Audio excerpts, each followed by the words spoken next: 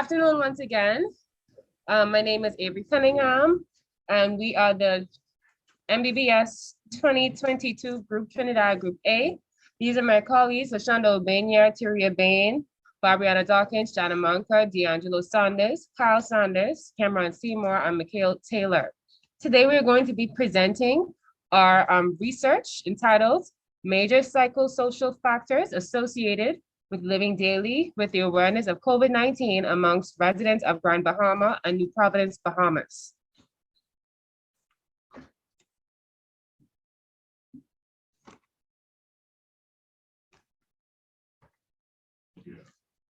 Okay, introduction. The World Health Organization, WHO, declared the coronavirus, COVID-19, a global pandemic on March 11, 2020. On March 15, 2020, the first confirmed case of COVID-19 in the Bahamas was announced. Due to the magnitude of this global health crisis, countries around the world, inclusive of the Bahamas, were forced to implement quarantine measures and lockdown procedures to curtail the vicious spread of the COVID-19 virus. The physiological resilience of the Bahamian people was truly tested, especially following the effects of Hurricane Dorian, a catastrophic hurricane that left great damage and claimed many lives. Bahamians, like others across the globe, are now experiencing a health crisis that entailed their physical, mental, and physiosocial well-being. Our aim for this study was to identify the major psychosocial factors correlated with living daily with the awareness of COVID-19 of residents on the islands of New Providence and Grand Bahama.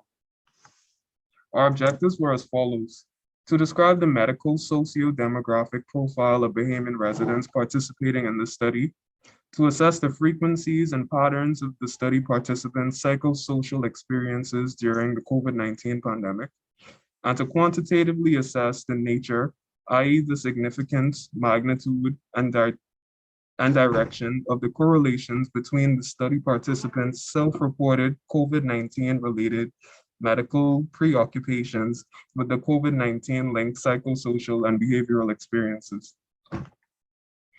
Our research question was, what are the major psychosocial factors of residents in New Providence and Grand Bahama correlated with living daily with the awareness of COVID-19?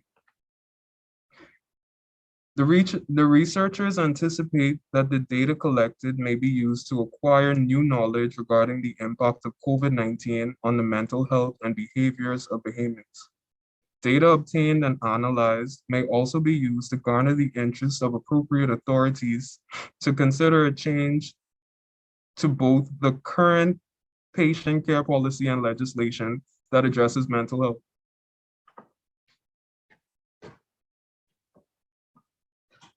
For our methodology, the study design and population was a cross-sectional study that was chosen to survey residents of both Grand Bahama and New Providence. So these areas were considered hotspots at the time that the study was conducted. And inhabitants of these two islands make up approximately 85% of our nation's populace. Sampling issues, we use the snowball sampling method, which is a non-probability method.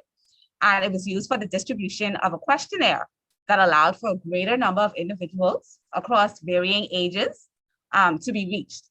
Also, this method we found was more practical given the allotted time frame, and it was also less tedious and inexpensive. For our selection criteria, the criteria for inclusion included both Bahamians and legal residents who were aged 18 years or older, and they were quarantined or isolated in New Providence or Grand Bahama Island from the mandated nationwide lockdown, which began on April 6, 2020. Exclusion criteria were Bahamians and legal residents under the age of 18 years, and those who were not quarantined on the islands previously mentioned during the said time period. The sample size, which was a target sample size for this research project, was 230 participants. Regarding our procedure, research was intended to span from March 2020 to the end of June 2020. And basically it consisted of a 24-question online survey accessed by participants. The answers were stored in a cloud-based software, namely SurveyMonkey. Section A focused on the demographics, while section B and C focused on, sought to find information about the participants' mental, emotional, and behavioral experience during the lockdown period. Regarding data collection and management, again, individual questionnaire responses were gathered from the online site and accessed by researchers whose purpose was to analyze and interpret the soft copy of the data collected. Regarding data analysis, we used the statistical package for the social sciences software, SPSS, for statistical analysis. Descriptive and inferential statistics, were also used to help analyze data. Regarding any further ethical consideration, minimal risk was attached to the study with no sensitive questions included. And again, those would be questions that participants would most likely be untruthful, such as income, annual income, or household income. Finally, wrapping up the methodology, limitations that we faced. It included adhering to imposed lockdown protocols, the computer literacy of participants, the risk of survey fraud, internet accessibility, and also receiving responses in an untimely fashion. Well, good day. So we'll now begin the results and analysis section with this first chart showing sex of study participants. So as we have stated before, the total number of participants in the study was about 230. Of the 230 participants, about 81.7%, which was about 188 persons, were female, and about 42, which accounted for 18.3%, were male. Now looking at graph 1, age group of study participants, we see that the largest group belonged to the 25 to 34-year-old category, and that accounted for 85 persons, which accounted for about 37.1%. The smallest grouping were the 65 and over, and that was about 7 persons with a 3.1% percentage. Okay, now moving on to the chart 2, which depicts ethnicity of the study participants, as you see there. Afro-Bahamians account for about 91.2% of persons, and the actual number of participants were 207, which were Afro-Bahamian, and then as you see, there was equal distribution between the European Bahamian and the other ethnicity group. Now looking at graph 3, which shows island residents of study participants during the COVID-19 lockdown, we see that 78.1% was in Providence, which were about 178 persons, and Grand Bahama had about 21.9%, which accounted for about 50 participants. Okay, moving on to chart 4, which shows nationality of study participants. The majority, again, was 99.6% Bahamian, which was to be expected, and that accounted for about 229 participants, and then 0.4% was other, which is only one other person. Okay, graph 2 shows the highest level of education completed by study participants. Some college dominated this particular category, and that accounted for, excuse me, about 84%, with a percentage of 36.7. And the smallest grouping was the master's and PhD holders, who had about 28 participants, which accounted for about 12.2%.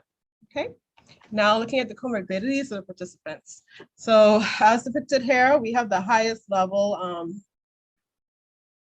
the largest group, for comorbidities being high blood pressure, which accounted for about 35, with a 15.2% percentage. And the smallest grouping was seizures, which was about 2 participants, which accounted for about 0.9% of the study. Okay, anxiety, as we see, is the second largest group, and that will be discussed later, but that was to be expected. Chart 5, essential workers area of employment. We see 52.6% being essential workers, and that was 71 persons. And the smallest group belonged to the gas station worker as well as the air traffic controller, okay? And finally, second to last graph, sorry, graph 4 shows the effect of national lockdown on participants' moods, okay? And so we see here, we had divided that into anxious or afraid, depressed or hopeless, happy and content and feeling tired. And so within the anxious and afraid category, we see that several days is the most reported response, which accounted for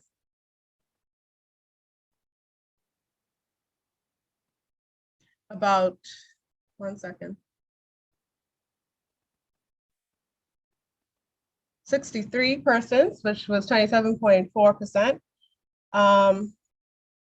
Sorry, 102 persons, which is 44.3%. Depressed or hopeless, we had not at all as the most response, the highest response, and not at all accounted for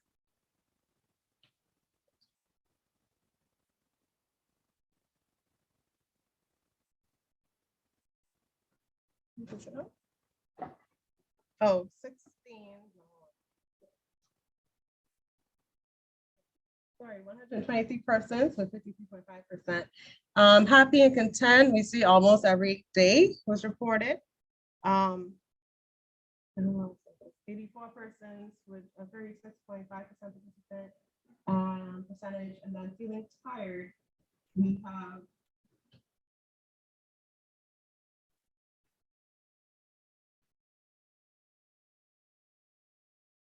feeling tired, we have the most response coming from, several days as the highest response, and that was about 30%.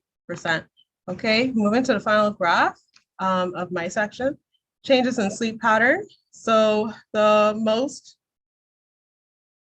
highest response was several days, and this was about 65 participants who reported that, and about 29.1%.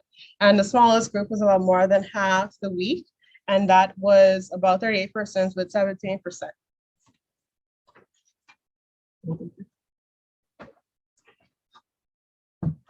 All right, so continuing with the results. Okay, so this is graph 5, which actually shows changes in sleep pattern between participants. As you can see, 65% of the participants described they didn't have any changes in sleep pattern at all. Okay. It's actually, sorry. Oh, right. It's hard to hear. All right. Yeah. So 29% actually, 29% of the 230 participants said that they didn't have any changes in sleep patterns at all. And about 15, just over 15% said that they had changes in sleep pattern more than half the week.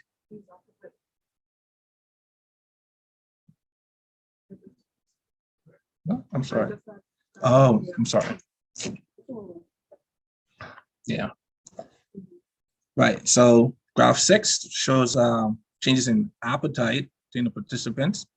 As we can see, about 18% say that they'll have a change in appetite almost every day.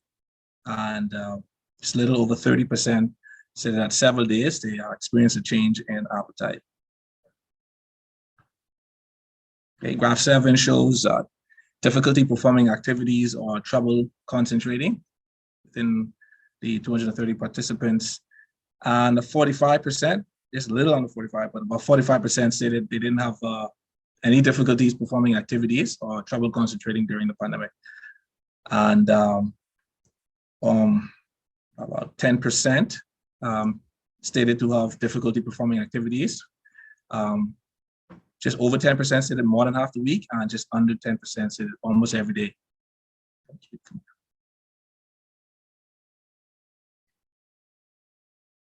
Chart 6 shows thoughts of being better off dead or inflicting self-harm during the pandemic. As we see in this chart, we have 44.8, so about 45% stated to have thoughts of being better off dead several days, and 79, I'm sorry, about 80% actually said they didn't have any thoughts of being better off dead or inflicting self-harm at all. Graph 8 shows excessive hand washing, cleaning, and protective wear during the pandemic. So these would be participants who would have participated in these practices. You have this. Yes, just about 2% actually say that they actually never practice hand washing excessively, cleaning, and using protective wear. And about 38% between always practicing these techniques and often. Okay. Graph 9 is showing persons who would have purchased more toiletries, groceries, and sanitation products than normal during the pandemic. Okay, we have about 38% that would have purchased these things often. Just under 10% would have always purchased these things. And just about 7% actually never purchased more toiletries, groceries, and sanitation than they would have normally done on an ordinary day out of the pandemic. So graph 10 is about persons who actually would have avoided other persons based on race, physical appearance, or any other feature. Just about 71% would have never practiced this, avoiding persons at all. And about 3%, 3 to 5% actually would have practiced avoiding persons based on race, physical appearance, or any other feature during the pandemic. Okay. So graph 12 is showing persons who would have been influenced by various factors during the pandemic. About 65% would have been influenced by family safety. They would have considered family safety that would have influenced their behavior during the pandemic, 65% persons. And the lowest percentage would have been those who didn't experience any factors that would have influenced their behaviors, which would have been about 15% of the participants.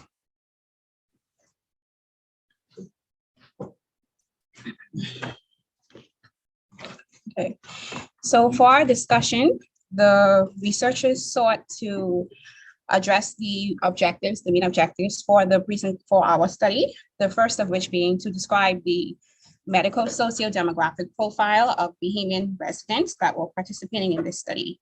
So what we found was that of 230 participants, 8 in 10 were female, with 7 in 10 of participants residing in New Providence. This demographic result is similar to a study by Lee et al.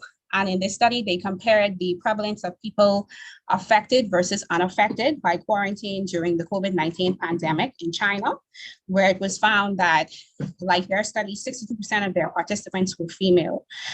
This predominant female participation in our study was not unexpected. However, we had hoped for more of a balance between the genders in terms of responses. We also found that our largest group of study participants belonged to the 25 to 34 age group, and this was seconded by the 18 to 24 age group. The predominant age range, again, was in keeping with the same study by Lee, where the mean age of their responders was found to be 32.3 years. Again, this result was anticipated. The reason being because the bulk of social media app users tend to belong to the younger age groups, whereas our smallest group, which would have accounted for our 3.1% 65 plus age group, would likely be less electronically adept or less social media active. Additionally, we found that 9 in 10 of our participants were of Afro-Bahamian descent. The remaining participants were European Bahamian or belonged to other ethnicities. Again, this was an anticipated result, given the time constraints of the study and utilization of our sampling method for distribution of our questionnaires. This, coupled with the fact that Afro-Bahamians make up the majority of Bahamians in the country, we anticipated receiving the majority of our responses from this group. We also looked at the education level of our participants, and we found that approximately 70% of the participants completed some college or completed a bachelor's degree. And then we had about 20% of the participants who accounted for a high school level education only. Our remaining participants were either PhD or master's degree holders. This result was expected, as our questionnaires were initially distributed from the researchers to personal contacts, which were inclusive of friends, family, and colleagues. And so with this, there is expected to be some degree of bias in utilizing this method, as we anticipated the level of education of our participants that would be receiving the questionnaires could potentially mirror that of the researchers themselves. Additionally, and not to be excluded, is the fact that you do have more Bahamians that are seeking tertiary level education among the various institutions throughout the country as well as internationally.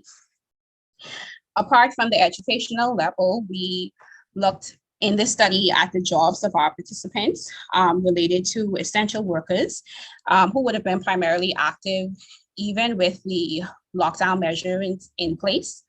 And we found that 1/3 of our participants identified as essential workers, 1/4 of which were healthcare workers. And so this result was not surprising, as in combating any national health crisis, healthcare workers are frontline and play an integral role. And so considering the further objectives of this study, we found that having a percentage of our participants being frontline workers significant.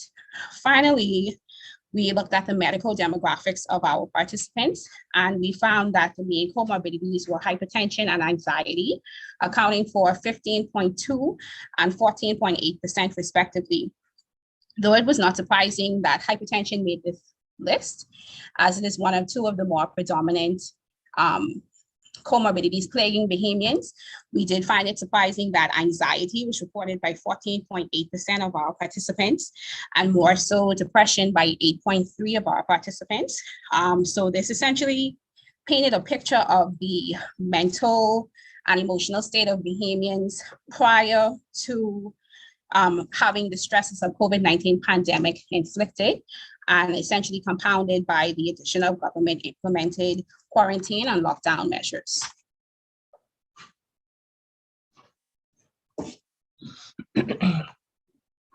Okay, so the COVID-19 mental preoccupations of our participants were a matter of concern for persons in New Providence and Grand Bahama.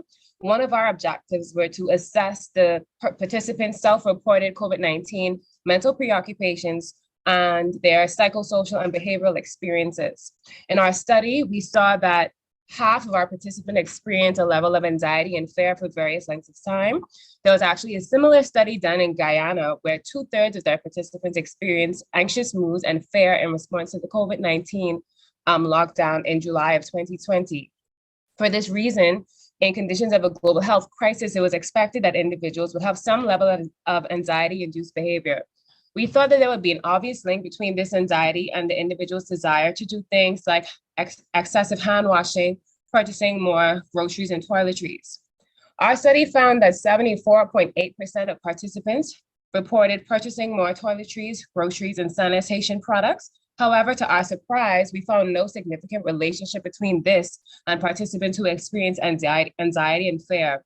One reason we believe this could be is because about 1/4 of our participants were healthcare workers, and at the time, they had longer working hours and increased shifts, so they may not have had as much time to do more panic shopping like the rest of the general public. It has also been found that anxiety causes debilitating, intrusive thoughts and feelings, as well as dysregulated attention mechanisms like distractibility and impaired concentration. Half of our participants reported difficulties performing activities and trouble concentrating. There was a moderate positive relationship between this and those participants feeling anxiety and fear. Additionally, more than half of our participants experienced difficulties falling asleep or oversleeping. There is a weak positive relationship between participants' fear and anxiety, which was another reasonable expectation. Our study also found some findings that were surprising. There was actually no significant relationship between our participants' fear and anxiety and having changes in appetite, such as overeating. A little more than half of our participants actually reported doing this. One reason we think this could be is because those persons' reasons for overeating may not have been out of fear or anxiety, but probably because of boredom during the lockdown. Okay, so based on our research and analysis, we concluded that the participants' mental preoccupations was affected in some aspects with of their psychosocial and behavioral experiences during the COVID-19 lockdown period on the islands of New Providence and Grand Bahama. So some of our recommendations would be to facilitate public access to psychological support for those who may fit the criteria for signs and symptoms of psychosis linked to the pandemic, whether it be trauma disorders, addiction disorders, or anxiety disorders, as was displayed in the research. Also, to establish community clinics throughout the country that are equipped to screen and test persons with signs and symptoms of COVID-19, and also to perform further studies to see if the preoccupations and behavioral changes due to COVID-19 had any long-term effects on our participants in this present day, and also to see if those behaviors remain the same, meaning to see if they still had the same levels of anxieties, difficulty sleeping, etc., as we would have elicited during our research. And that is the end of our presentation. Thank you guys for listening. And these are our references.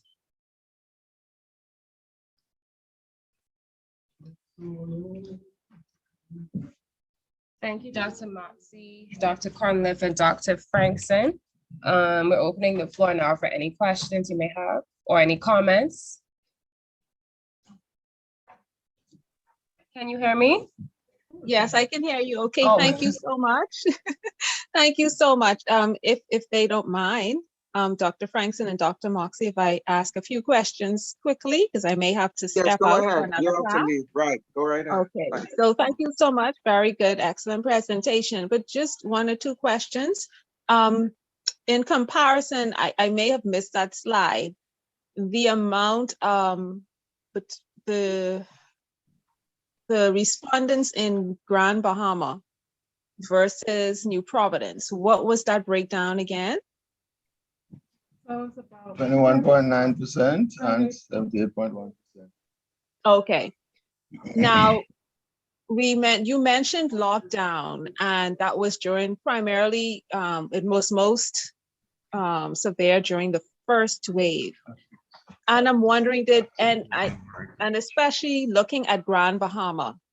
Remember now, Grand Bahama would have been a little bit different to New Providence, meaning that these persons would have been coming out of Dorian straight into COVID, first wave.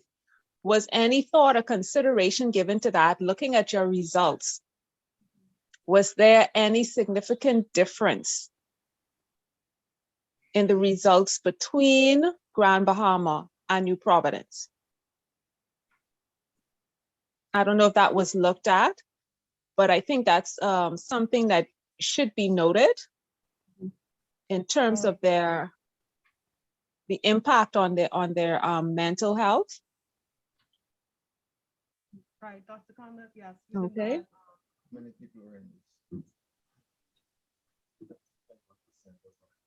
I'm just saying that perhaps that's something that should be noted or looked at.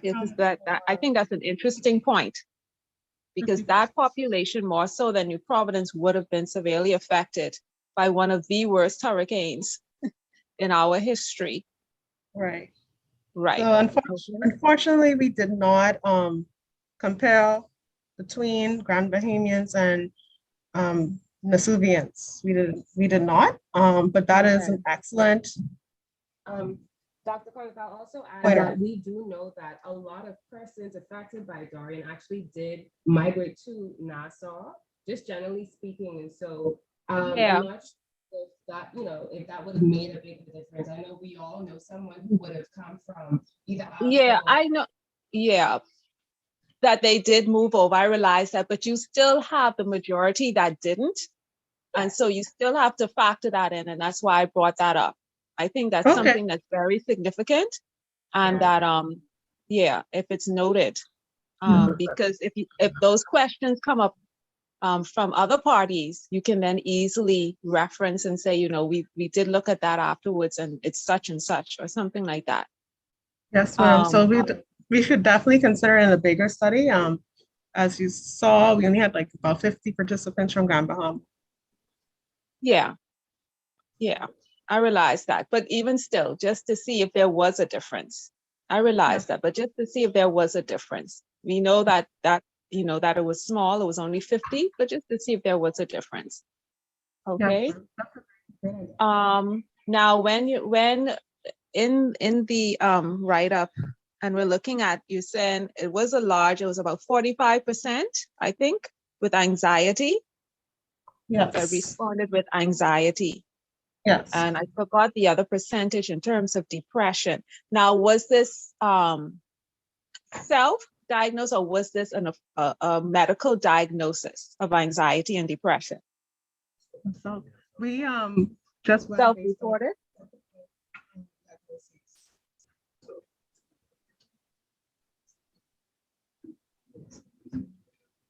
Had you done your psychiatry rotation yet? By the time you did the study? No,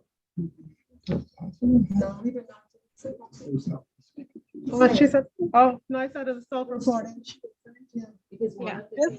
Because I was trying to remember from the question, I was supposed to pull it up, but I think it was self-reported, wasn't it, Dr. Franklin? I think it was. Oh,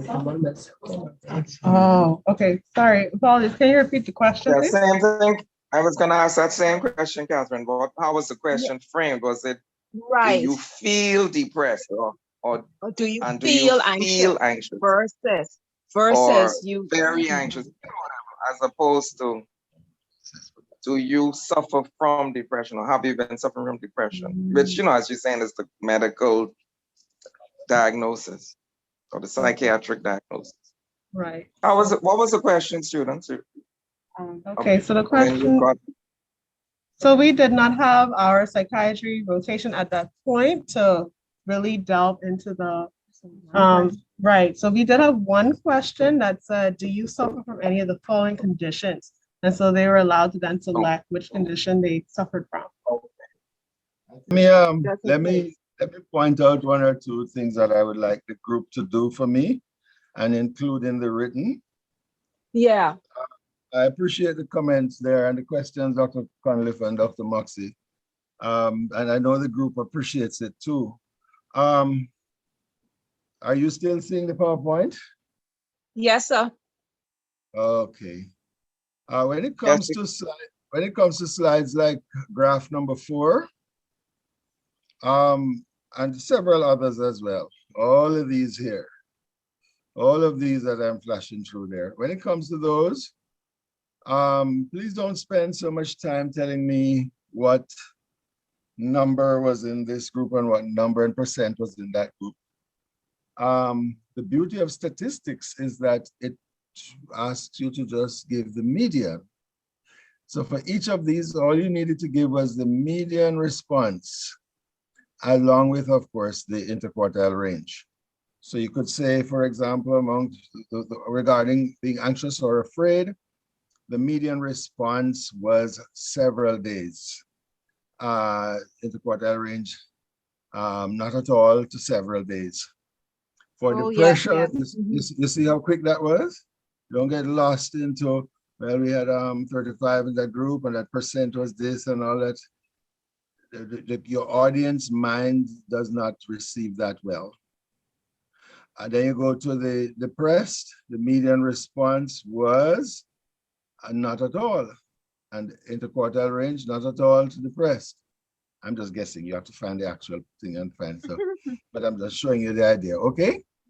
Happiness and contentment, for how many days? The median response there was more than half a week. The interquartile range was from several days to almost every day. So let's see what happens when you do that graph now. It's mostly several days and not at all to several days, and then several days to not at all. Half a week, yeah. So several days is not at several days to more than half a day.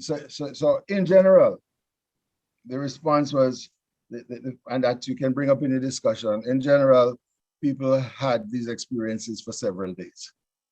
You see how we That was- turn statistics into fun?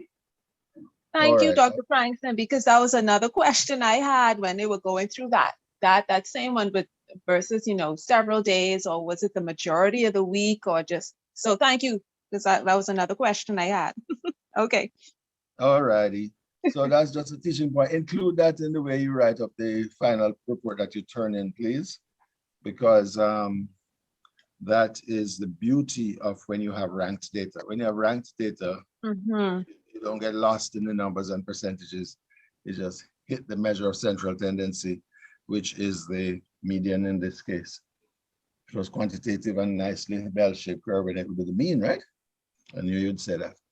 Absolutely right. Okay. And that is what you should have done with all of these other questions here. You got it? Except this one.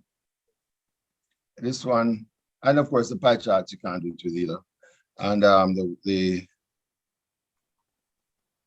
those kinds of things you can't do it with. Those you can't do that with because that's not right. But this one you could. Some college, median college thing was what? Some college, right? Some college to bachelor's.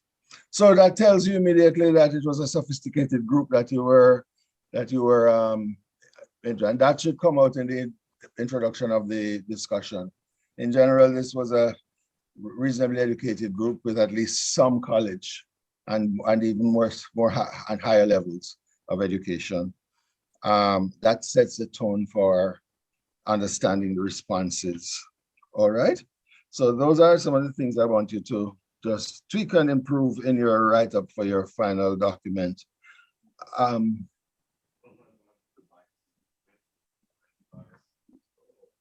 if you see a bias, you mention it, but if you don't see any, don't go trying to look for biases, okay? There isn't any bias of this being a convenience example, and you put those in limitations, a slide on limitations, I think, where you did, right?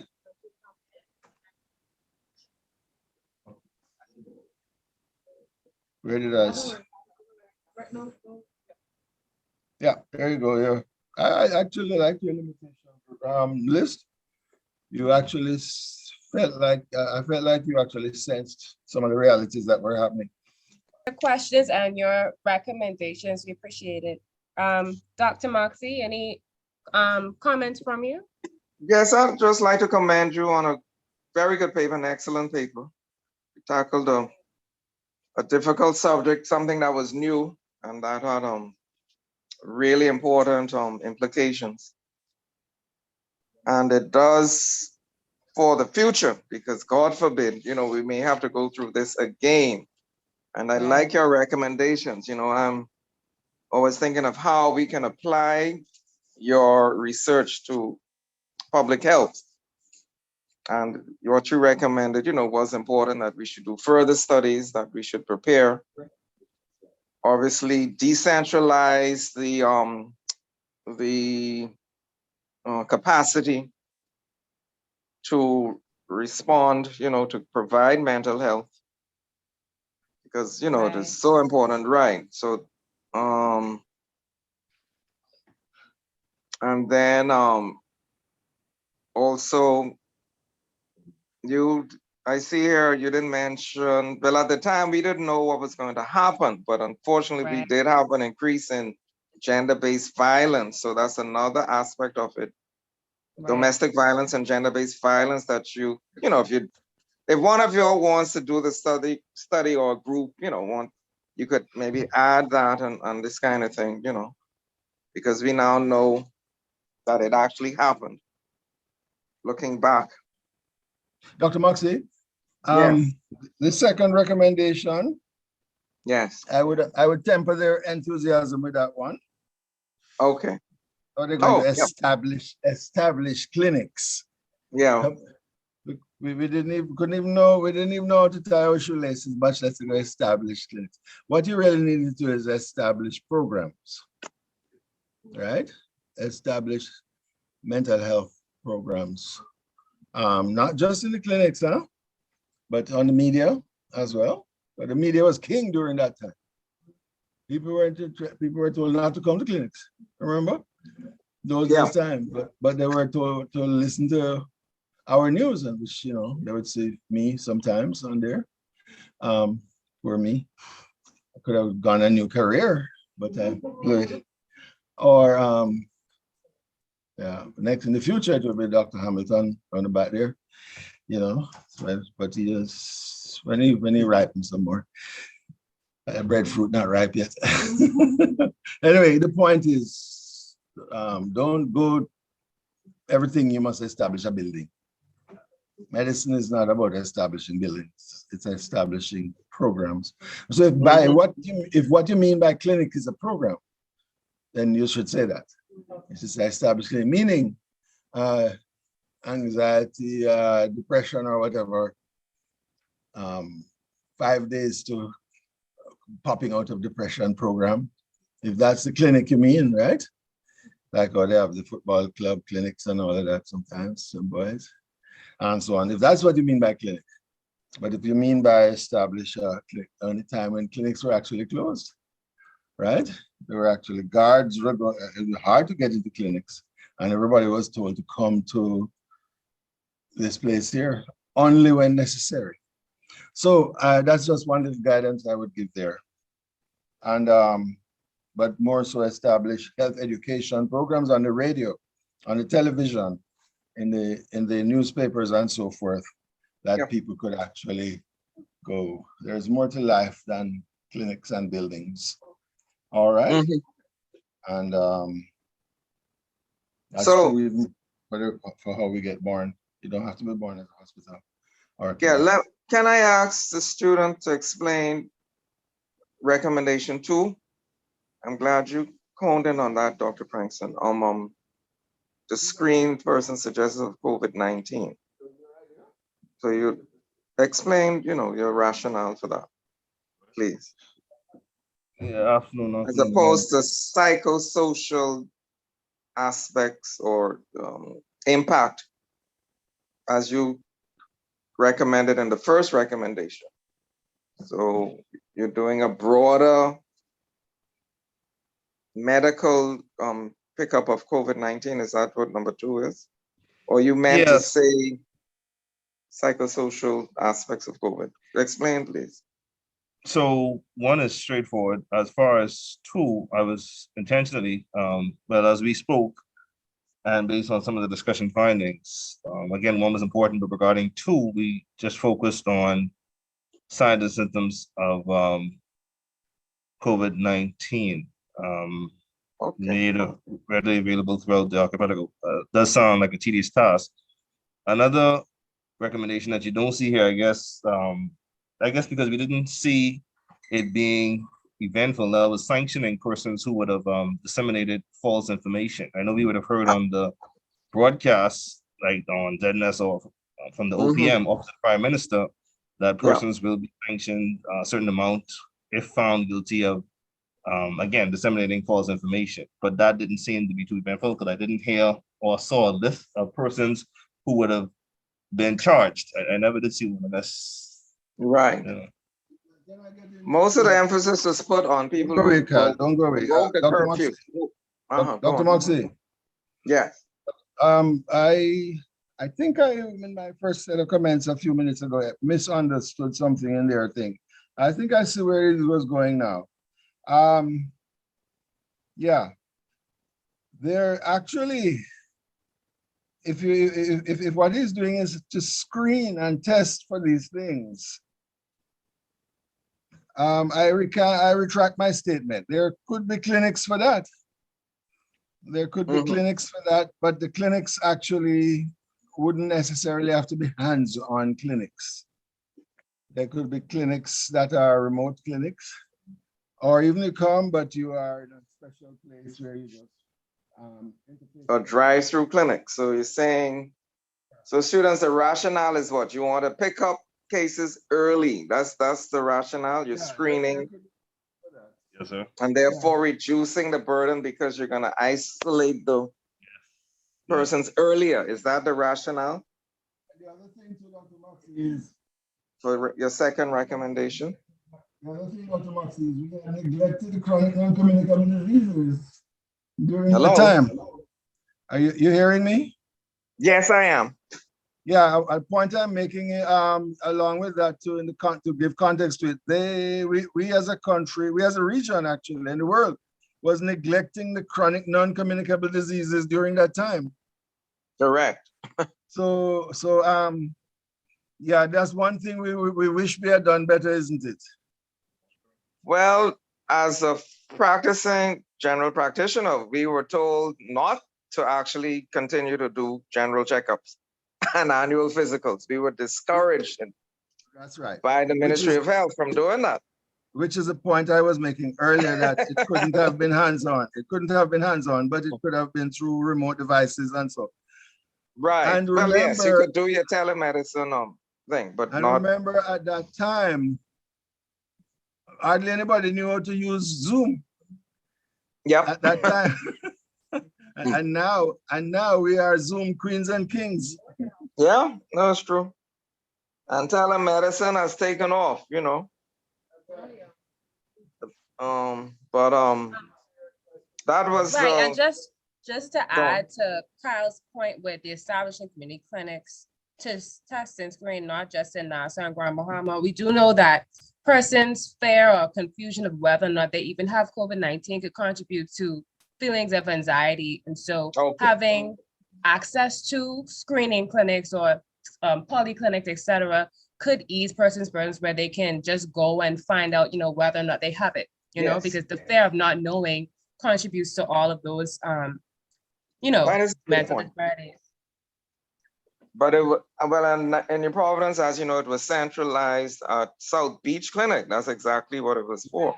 It was both for, I think it was mainly for persons who were having symptoms, but I think others were accepted as far as I know. I don't think they turned away anyone.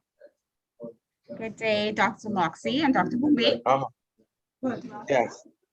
Okay, so we also know that in addition to having a fear of not knowing, of course, if they had COVID, persons were also afraid of coming to the hospital specifically because they thought that if they came here, they would catch it if they didn't have it. So again, having these remote locations would have also assisted in that burden. Yes, very good. That is true. Because I can recall, speaking with patients and you'd say, we I have have to one go more to point to add. that. I have one. Go Okay, on. and plus with the second point, if we were to harpen down on the screening and testing of the persons with the signs and symptoms of COVID-19, we'd also control the spread. You see, so if we have more That is true. signs, right? So that could also decrease the burden on the populace. Okay. Yes, on the country. That is true. All right, so Doctors Conley, Dr. Moxie, Dr. Frankson, again, thank you guys for attending our presentation. Again, any event, oh, I thought you raised your hand, sorry. If any comments or questions, please go ahead. If any more. Any more? Well, Dr. Conlev has left. She had to go to do a class with them. Yes, she did tell us that. Contemporaries, right? Yeah. Yes, again, all the changes will be made as instructed in the write-up. You should receive a copy of the PowerPoint as well as the write-up soon. Okay, very good. All right. So you'll connect with Dr. No, I'm just saying again, overall, on our behalf, thank you so much for the opportunity. Yeah. No, one last comment to really improve it, for when you do present again. Make sure go over the changes with Dr. Frankson on the presentation side, and then that would be reflected in the write-up. As soon as possible, because we're under a little bit of pressure to get your grades in. Yeah, Dr. Frankson was very, trust me, he was very helpful. So yeah, I mean, we could give a general grade from what you've done. I don't think we need to actually see the final product. We'll grade it based on this, but just for the repository, to have if you have time, I know finals are come breathing down, down your neck, so to speak. So you don't have much time for this. So when you get the time, I don't know, okay. So once the changes are made and we add the recommendations, are you against us presenting it for research day? No, that can be presented. Dr. Frankson, have they met the standards? He's your teacher. You'll have All to right, go. so, Definitely. I okay. see that is a worthwhile study. so Dr. Frankson is saying Frankson, the you still standards there? were met. He did say the standards were met. He doesn't see a problem with us Oh, he presenting. wrote in the chat here. No, he's right here. Oh, sorry. He's right with us. Oh, Yeah, God, okay. yeah. I'm obviously All right. all zoomed out because Yes, yes, okay. yes. Excellent. Okay, so that's very Thank you good. so much. Yes, proceed. Okay. All right, thank So you so much, thanks, sir. Dr. Frankson and students. It was very Okay, good. take care. All right, take care. Bye-bye.